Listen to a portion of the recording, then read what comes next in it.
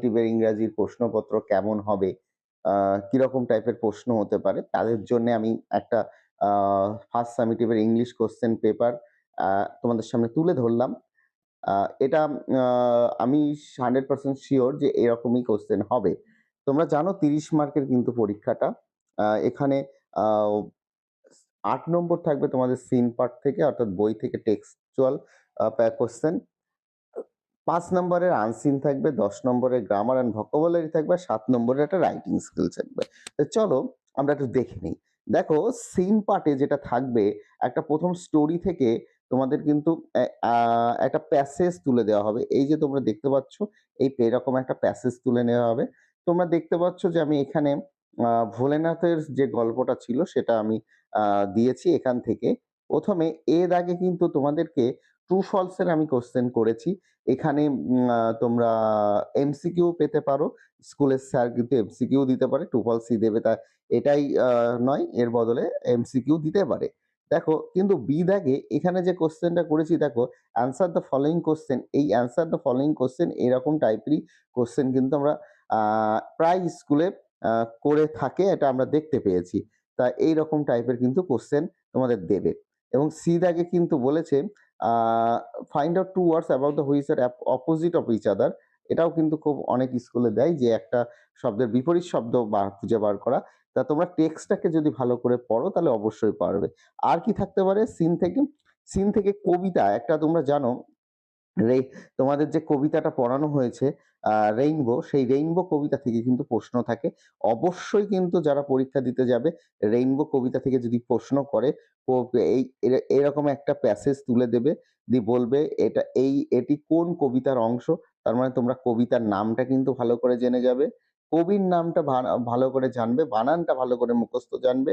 তারপরে এরকম থ্রোলি দুটো কমপ্লিট দ্য ফলোইং সেন্টেন্স এরকম কিন্তু প্রশ্ন আমাদের দেওয়া হতে পারে। এটা গেল সিন পার্ট। এবার আনসিন পার্টের সেম আমরা আনসিন পার্ট আমরা এরকম একটা প্যাসেজ পেয়ে যাব। সেই প্যাসেজ থেকে এমসিকিউ টাইপের কোয়েশ্চেন হতে পারে, ট্রু ফলস হতে পারে এবং ট্রু ফলস থাকলে কিন্তু সাপোর্টিং স্টেটমেন্ট এটা কিন্তু তোমাদের লিখতে হবে। এই যে পোরশনটা, এই সাপোর্টিং স্টেটমেন্টটা কিন্তু না লিখলে কিন্তু তোমরা অর্ধেক নাম্বার পাবে। এবং কমপ্লিট দ্য ফলোইং সেন্টেন্স থাকতে পারে অথবা কিছু তোমার অ্যান্সার দ্য ফলোইং কোয়েশ্চেন থাকতে পারে। এবার আমরা আসি যে জায়গাটায় ছেলেমেয়েদের সবথেকে ভয়ের কারণ সেটা হচ্ছে গ্রামার অ্যান্ড ভোকাবুলারি। দেখো এখানে তোমাদের সিলেবাসে সাবজেক্ট অ্যান্ড প্রেডিকেট আইডেন্টিফিকেশন দেবেই। কারণ আমি এটা বেশ আ কয়েক জায়গায় দেখেছি, কয়েকটা কোয়েশ্চেন পেপারে এটা করতে আমি 100% সিওর পরীক্ষার সঙ্গে আমার এই কোয়েশ্চেন পেপার সম্পূর্ণ মিলে যাবে।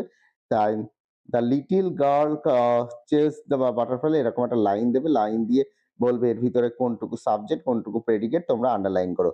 প্রত্যেকেই তোমরা এটা পারবে। আর একটা বলে দিই ক্লাস 6 এর নয়, শুধু ক্লাস 6 থেকে 12 এর যাবতীয় টেক্সটের সম্পূর্ণ ভিডিও এখানে তুমি এই চ্যানেলে পেয়ে যাবে। এছাড়াও আ গ্রামার গুলো একদম সম্পূর্ণ হাতে ধরিয়ে আমি শেখানোর চেষ্টা করছি। যে কিছু ইংরেজি পারে না সেও অনেক বেশি ইংরাজি এখানে আ নাম্বার কিন্তু পরীক্ষায় পেতে পারে। তো চলো আর কি দিতে পারে? তোমার হচ্ছে নাম্বার চেঞ্জ অর্থাৎ এই স্টোরি উলফের নাম্বার চেঞ্জ থাকতে পারে, জেন্ডার চেঞ্জ থাকতে পারে। এই বিষয়গুলো কিন্তু আমাদেরকে লক্ষ্য রাখতে হবে।